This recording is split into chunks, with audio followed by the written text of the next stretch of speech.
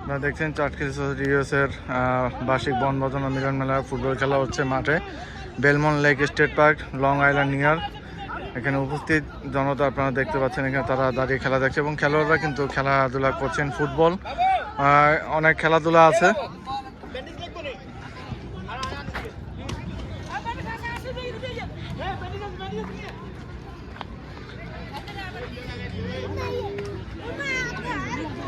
এই দেখছেন এখানে